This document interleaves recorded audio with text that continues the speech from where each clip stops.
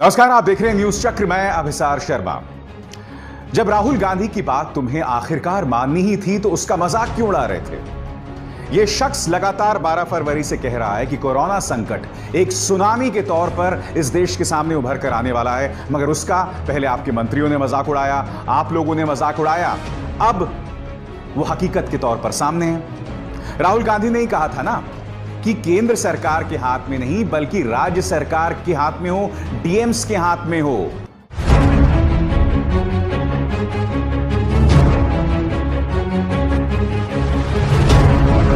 कि किस जोन को ऑरेंज, रेड या ग्रीन किया जाए। अब आखिरकार लॉकडाउन 4 के नियमों में यह बात साफ हो गई है कि राज्य सरकार को यह एकाधिकार होगा कि वो फैसला करे कि कौन सा जोन रेड हो, कौन सा ग्रीन और कौन सा ऑरेंज। आज हम आपको बताने वाले हैं कि किस तरह से राहुल गांधी की बात को आखिरकार केंद्र सरकार मान रही है। मगर उससे भी बड़ी खबर है, ये दो तस्वीरें आपके सामने। एक तस्वीर, एक ट्रक के अंदर लाशें और घायल दोनों एक साथ। इस ट्रक को ले जाया जा रहा है बोकारो, औरैया से बोकारो। और दूसरी तस्वीर, ये 70 साल का बुजुर्ग अहमदाबाद के सिविल अस्पताल से जो है कोरोना के चलते दाखिल हुआ था, बाद में अस्पताल ने इसे छोड़ दिया और फिर इसकी लाश मिलती है अहमदाबाद के एक बस स्टैंड पर।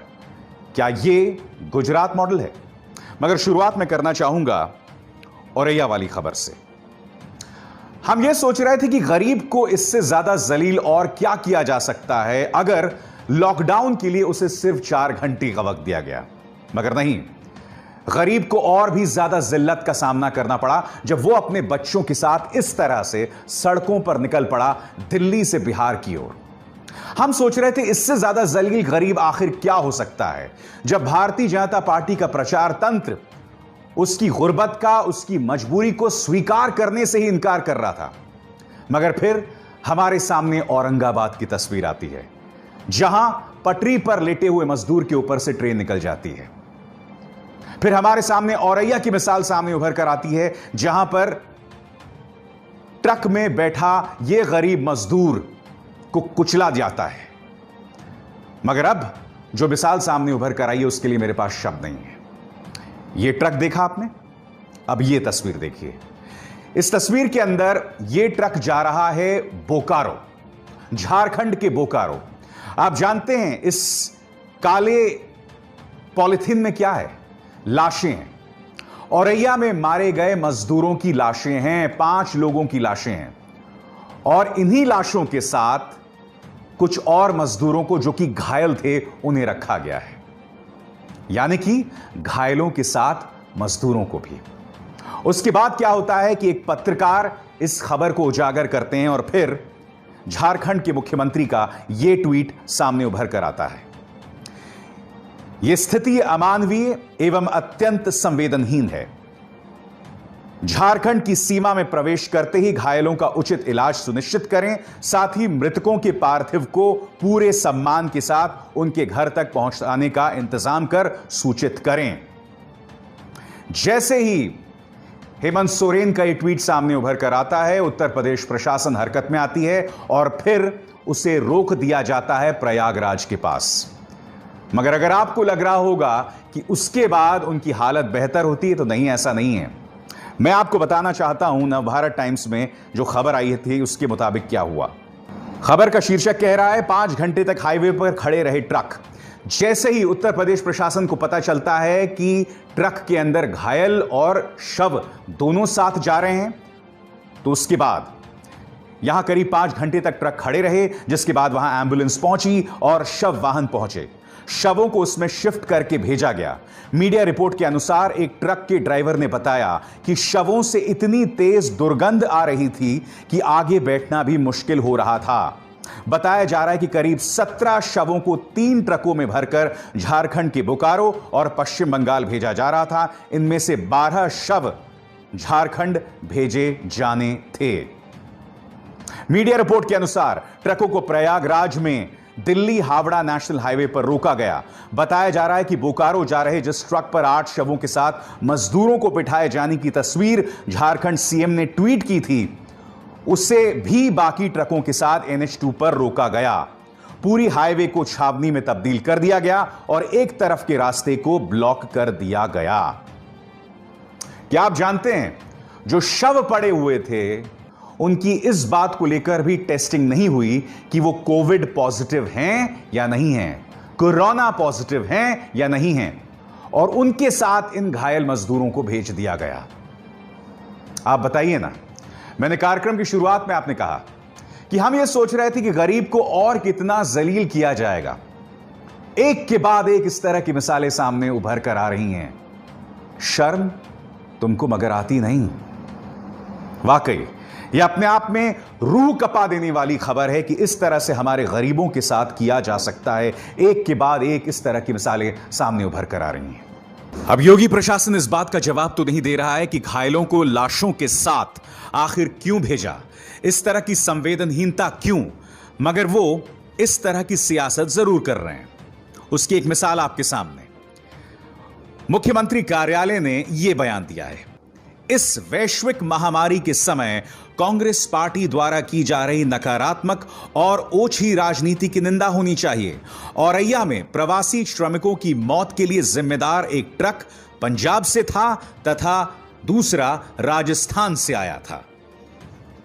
यानी कि चूंकि ट्रक राजस्थान और पंजाब से था, लिहाजा मौत की जिम्मेदारी कांग्रेस के ऊपर है। हालांकि योगी सरकार हमें यह नहीं बता रही कि आखिर वो लाशों के साथ जीते जागते इंसानों को एक ट्रक में भेजने का काम क्यों कर रहे थे। अब इस तस्वीर को देखिए, यह बुजुर्ग जो कि अहमदाबाद के एक बस स्टैंड पर पड़ा हुआ है, उसकी लाश पड़ी हुई है। खबर जानते हैं क्या है? अहमदाबाद के सिविल हॉस्पिटल में इन्हें भर्ती कराया गया था। बाद में यह कहा गया कि आप होम क्वारंटीन हो जाएं, कोरोना पॉजिटिव हुए मगर होम क्वारंटीन आपको कर दिया जाए, यानी कि घर के अंदर आप अलहदा हो जाएं। अस्पताल की एक गाड़ी ने इन्हें इस बस स्टॉप पर छोड़ दिया जहां इनकी लाश मिली है।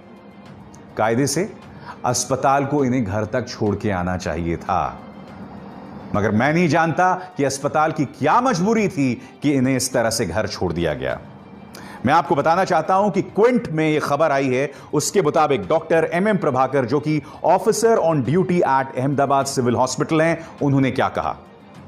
The patient had very mild symptoms and as per new protocols, he was asked to home quarantine. He was discharged on 14th May. When he was discharged, he was adequately fit. आगे प्रभाकर क्या कहते हैं? अस्पताल का जो परिवहन विभाग है, उन्होंने उन्हें अस्पताल से घर की तरफ ले गए, मगर रास्ता जो था वो पूरी तरह से कंजेस्टेड था, गतिरोध थे उसमें ढेरों, इस वजह से उन्हें बस स्टैंड पर ड्रॉप कर दिया गया।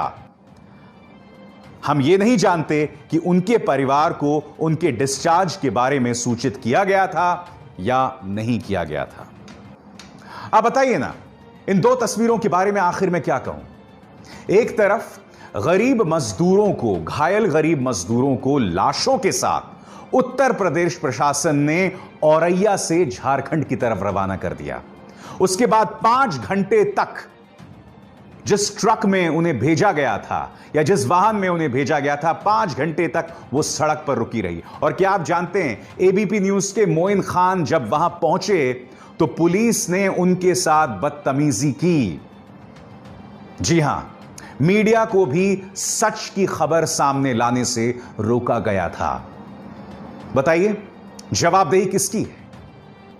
और इसके बाद यह तस्वीर, यह बुजुर्ग जो अहमदाबाद के बस स्टॉप पर मृत पाया गया, यानी कि मृत्यु के बाद भी, मौत के बाद भी इन्हें गरिमा प्रदान नहीं की गई। बताइए जिम्मेदारी किसकी है? मैं आपको सुनवाना चाहता हूं कि जिग्नेश मेवाणी, जो कि विधायक हैं गुजरात से, उन्होंने इस घटना के बारे में क्या कहा और किस तरह से उन्होंने गुजरात मॉडल की बखिया उधेड़ दी। सुनिए। पिछले कुछ सालों से जिस प्रकार से देश और दुनिया में गुजरात मॉडल की डींगे मारी गई, उसका और एक बार कोरोना की इस महामारी के दौरान पर्दाफाश हो चुका है। अहमदाबाद के 70 साल के बुजुर्ग गुणवंत मकवाना, जो अहमदाबाद के दाने लिमड़ा इलाका से थे, उनके परिवार को लगा कि उनको जिस प्रकार से सर्दी और जुकाम था, कहीं ना कहीं कोरोना होगा। उनका डायग्नोसिस हुआ और कोरोना ही पाया गया। फिर उनको अहमदाबाद के अस्पताल में दाखिल किया गया। अहमदाबाद का सिविल अस्पताल, जो किसी जमाने में एशिया का सबसे बड़ा अस्पताल माना जाता था, 10 मई को उनको एडमिट किया गया और 15 तारीख को 5 दिन के बाद उनके रिश्तेदार के ऊपर फोन आया कि आपके परिवार के सदस्य गुणवंत मकवाना, जिसको आप 10 मई को यहाँ पर एडमिट किए थे, उनका डेड बॉडी 8 किलोमीटर दूर दानी लिबड़ा इलाके के बस स्टॉप से मिला है। जी हाँ, एक पेशेंट जो कोरोना का मरीज है, जिसकी उम्र करीब करीब 68 से 70 साल है, उसका डेड बॉडी सड़क पे मिलता है और पिछले 20 दिनों में दूसरी वारदात